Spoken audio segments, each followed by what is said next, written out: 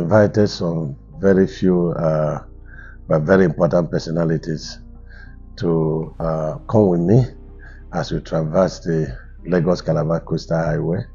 We're just going to be able to cover some portions of Section 1 and Section 2. And if we have time, we also look at some other infrastructure development in Lagos State. But let me say that, and I continue to maintain it, that roads and bridges, they are the infrastructure that grew the GDP of every nation. And it's upon this GDP that other GDP of other sectors we now grew upon. And because President Bola Tinubu has this knowledge, he had demonstrated it while he was governor of Lagos State, and you can see that Lagos State is an economy within an economy. And so that's why we are doing everything possible to support that his vision, to develop infrastructure according to his vision and according to his mission. And so today we'll be seeing what the man of infrastructure, President Bola Tinubu, has done. And this project, the Four Legacy Project, Mr. President, will be a very serious catalyst for the development of this country. The roads that we are talking about, they are not just road infrastructure, they are investment. Investment in the sense that along these coastlines, you're going to have a lot of tourism sites. You're going to have windmill energy. We are going to be gaining carbon credit by the use of concrete roads and using of solar energy. And that is what we are doing in this Four Legacy project that spans over 2,800 kilometers.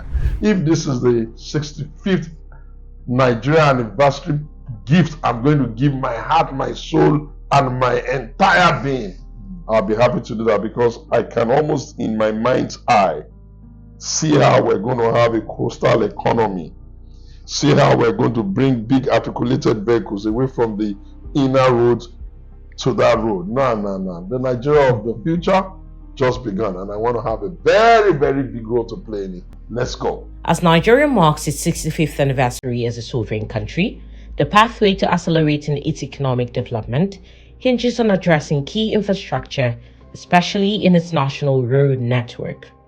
One road infrastructure project that brings immense prospects for economic revolution is the 750 kilometers Lagos to Calabar Coastal Road project. The project, described as one of the landmark infrastructure projects of the President Bola Ahmed Tinubu administration, presents an opportunity to deepen Nigeria's connected economy. I want the people of the country to appreciate what the president is doing, and I want, across party lines, let them evaluate and then tell the story if this is an investment or if it is unprofitable. They have to tell the story. The tour commenced from Ahmadu Bello Way 0 kilometers to Eleko 47 kilometers, which completes the Section 1 road that links Victoria Island, Lekki, and Ajah. On the course of the tour, the Minister of Works addressed issues around the landmark group investments and the allegations of Winhome properties. When we started from kilometer 0, we encountered landmark, infrastructure and a number of other infrastructure along the way. So we sat down and we looked at the destruction of those huge infrastructure, and then we decided as responsible ministry to now vary the design of the project. Now, the implication is that we left the coast and we came to a new alignment that was not designed for. And in doing that, we had to split the 6 lanes into 3 lanes. So this is the point of convergence. But in doing that, we have saved all the infrastructure of landmark, and nobody is telling the story. Nobody is appreciating the president for doing that. What is it costing us? We encountered refuse dump that had lasted over 50 years, and over 10 meters depth of refuse dump, because it was not designed for. So when we encountered it, we had to stop the work for more than 4 months. Then we did soil tests and we saw that this refuse dump was, to a depth of 10 meters and spanning over 2 kilometers. And this is costing us 15 billion. In fact, we had to cut things, when we sent the quotation to BPP, and what they could allow was 15 billion. But the work involved is to remove this refuse up to a depth of 10 meters, then bring it back with sharp sand to existing ground level, and then now load the existing ground level to another depth of between 5 and 6 meters, and then we put all the sub-base, base course, and then the concrete pavement. Nobody is appreciating that which we did, but people continue to say, "Oh, landmark." This is the sacrifice we had to make to save those infrastructure.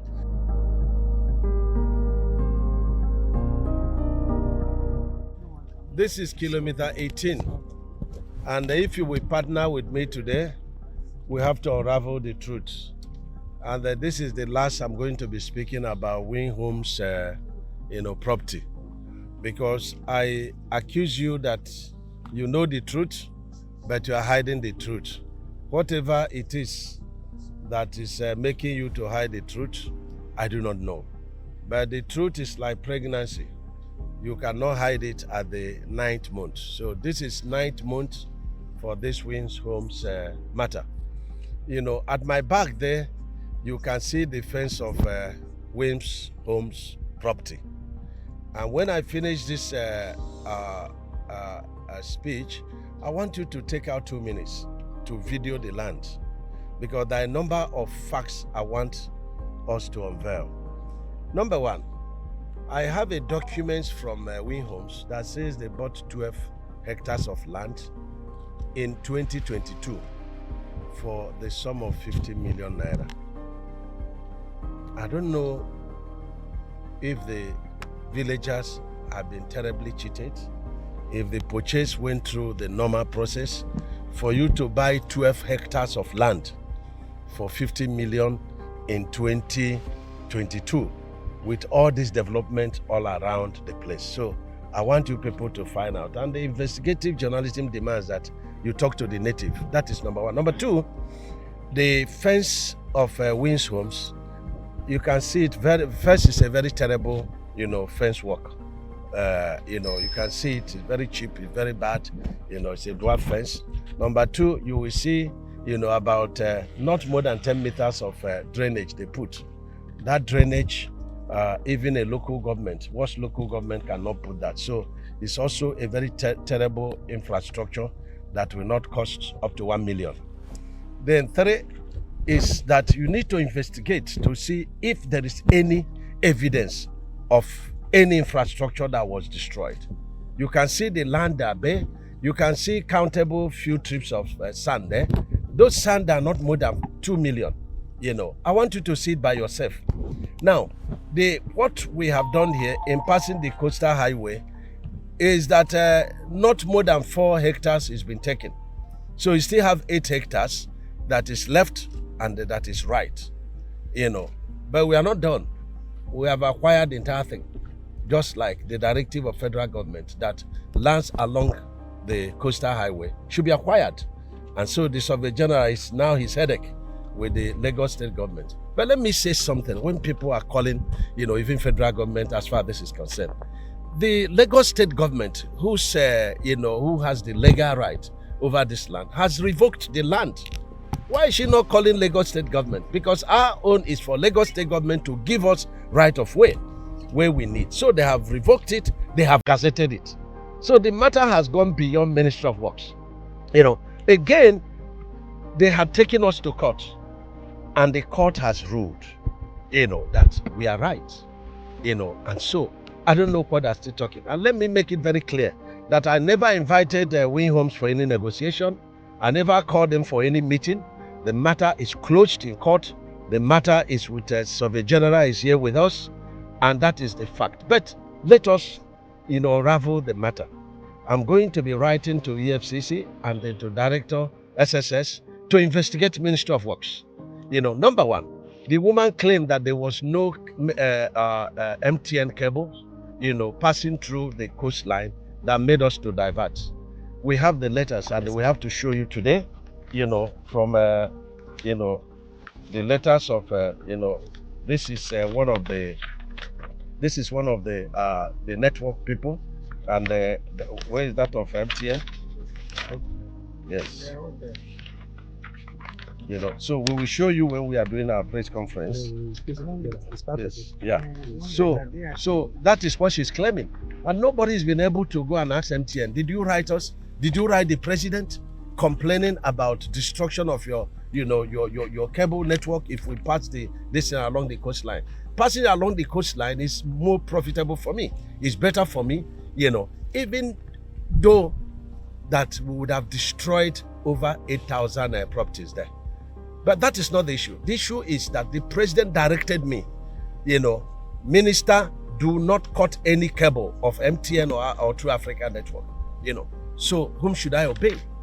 I had to obey the interests of the Federal Republic of Nigeria.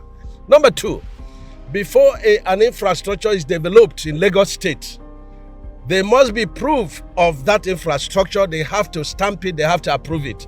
Where are those, approvals? Can she put it in the social media so that Nigerians will see the infrastructure? Can she get the approved document, because Lagos State government also supervises?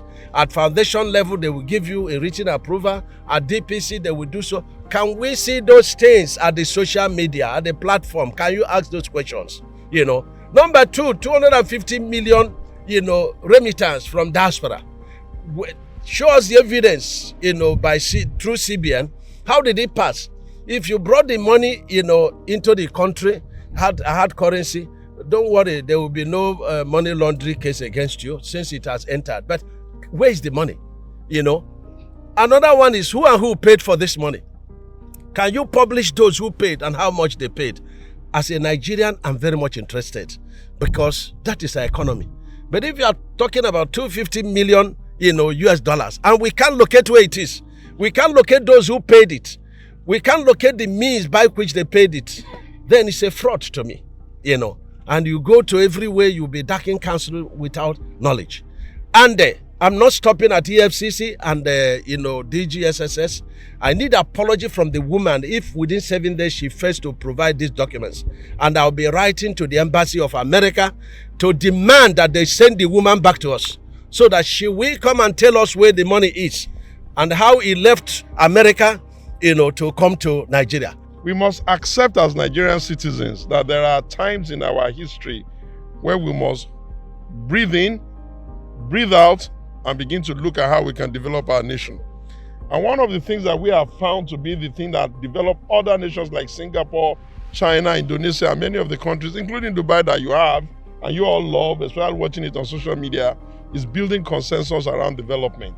And when the Honorable Minister, who in my opinion is one of the most accessible, conscientious, and easy to relate with ministers that the president have, I have very strong feelings that if he had about 3 of these, most of the misunderstandings will be gone. He's invited us to come and take a look at this project. We'll look at it on behalf of the Nigerians with a very critical eye of Nigeria. We'll say what we see, we'll query what we think should be queried, and we'll converse on your behalf. You can be rest assured. But one thing you must know, a nation at 65 must be in a hurry to get the linkage of infrastructure that can also make it resemble the countries that you all love and want to be. God bless the Federal Republic of Nigeria. Thank you very much for the opportunity. At the final phase of Section 1 area, which is Eleko, and commencement point to Section 2, which will terminate at Odeomi in Ogun State, the minister expressed satisfaction with the work so far and reassured the media and stakeholders of completing Section 1 in the first half of 2026. The level of, success, high tech, I give it to you. Very wonderful people, very committed to nation building, excellent in performance, speed of light.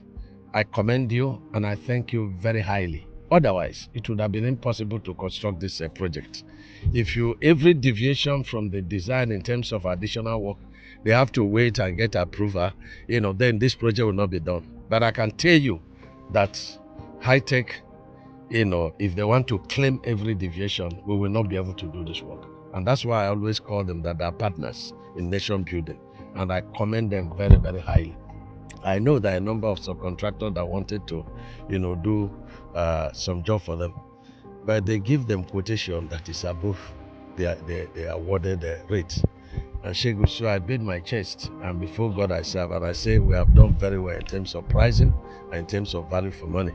And I'm sure you're shocked with what you're saying. Your Excellency, let me even tell you what shocks me even more. Yeah. About 10 years ago, I was in Aachen, in Germany. And I was having a conversation with some of my friends who work with a company called Bilfin and Bagger. And I was saying to them that something doesn't add up for me. And they said, what it is? Why is it that the roads you construct in Europe and America will last? And the ones we were constructing in our country, we constantly have to go back and repair and repair. Little did I know that this construction with concrete, I thought it was just a cheap way of getting by when them Dangote and Co were talking about it. But coming around today, seeing the level of reinforcement, seeing the kind of work that is going on, seeing the depth of the concreting, if I join you in thanking high tech, I would not be missing it on behalf of our country. I would only want to advise and add that we in opposition, I as a Nigerian, on behalf of Nigerians, we have seen what you have done so far. Now we're in a hurry for the completion date. We don't want this project to be one of those projects that we're going to be perpetually in a state of working. Remember that I keep asking you about the so-called Badagry Road. Yeah, we're going there. It is because I know that that road was conceived during the times of the presidency of Shehu Shagari, and because they didn't hurry up with it, it has remained undone. You have shown us that when you have a competent person that has the right skill set and has the right experience in a responsible position, everybody benefits. This road is not going to be used by the president. He's not going to be used by him alone. I'm sure you're not even going to use it alone. This is a road that all Nigerians, whether you are an interested politician, you are a bystander, you are an opposition person, or you are even one of those that go all over the world saying nothing is happening to Nigeria, when the road is finally completed, all of us will be able to say, hooray.